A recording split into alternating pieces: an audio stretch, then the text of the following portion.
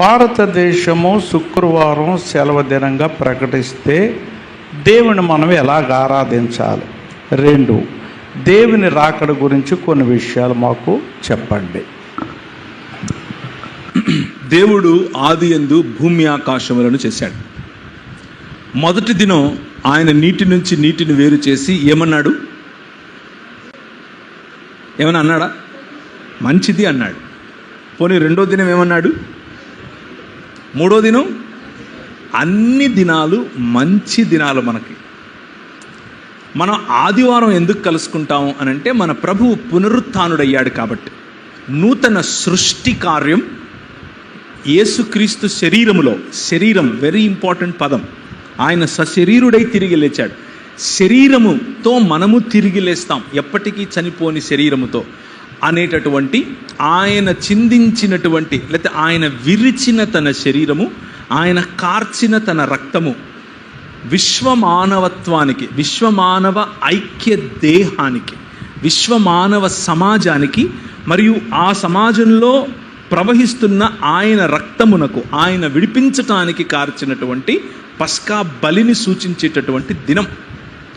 ఆ దినము అందుకనే మనం ఆదివారం కలుస్తున్నాం. ఒకవేళ మనం భారతదేశంలో శుక్రవారం ప్రకటిస్తారా లేదా అనేది పక్కన పెడదాం. ఆల్రెడీ శుక్రవారం గల్ఫ్ దేశాల్లో ఉంది కదా.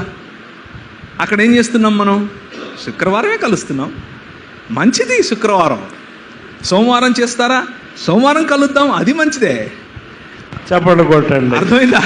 ఏ దినం ప్రకటిస్తే ఆరాధన, ఏ దినం ప్రకటించినా ఆరాధన ఆగదు, ఆరాధన నడుస్తుంది. కానీ ఆదివారం దినానికి ఉన్నటువంటి ప్రత్యేకతను మర్చిపోము. ఏంటా ప్రత్యేకత? ప్రభువు తిరిగి లేచాడు, పునరుత్థానం.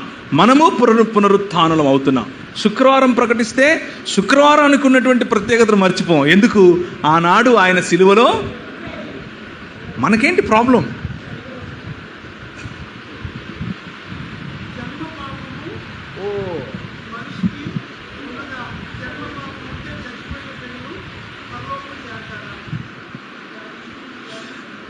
చాలా లోతైన క్వశ్చన్.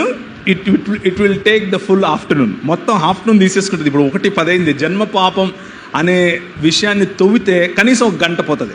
కానీ చూచాయిగా I will scratch the surface. పైన ఒక లేయర్ను మాత్రం గోకుతాను, అంతే, వదిలేస్తాను. ఆ తర్వాత మీరు ఆలోచించండి, మీరు దాంట్లో నుంచి సమయాన్ని తీసుకోండి. జన్మ పాపము అని బైబిల్లో ఎక్కడ చెప్పదు, బైబిల్ ఎక్కడ చెప్పదు, ఆ పదం చెప్పదు. జన్మ పాపము అనే పదం బైబిల్ ఎక్కడా చెప్పదు. కానీ ఒరిజినల్ సిన్ అనగా స్వభావ సిద్ధంగా ఉన్న మూల పాపము బైబిల్ చెప్తుంది. ఏంటది అని అంటే మనిషికి దేవుడిచ్చినటువంటి అధికారముతో కూడిన బాధ్యత. అధికారం ఏమిటి? రాజ్యం చేయటం, ఫలించటం, అభివృద్ధి చెందటం, విస్తరించటం, భూమిని నిండించటం మరియు రాజ్యం చేయటం. ఈ అధికారముతో కూడినటువంటి బాధ్యతను విస్మరించి, దేవుణ్ణి తిరస్కరించి దేవుని స్థానాన్ని కోరుకోవటం. దేవుణ్ణి తిరస్కరించి దేవుని స్థానాన్ని కోరుకునే స్వభావాన్ని మనిషి అలవరుచుకున్నాడు. దాన్నే ఈ లోక మర్యాద అని పిలుస్తున్నాం, దాన్నే విగ్రహారాధన అని కూడా పిలుస్తున్నాం. అదే జన్మ పాపం. అదే మూలతః మనిషి ఆలోచనలోని, ఊహలోని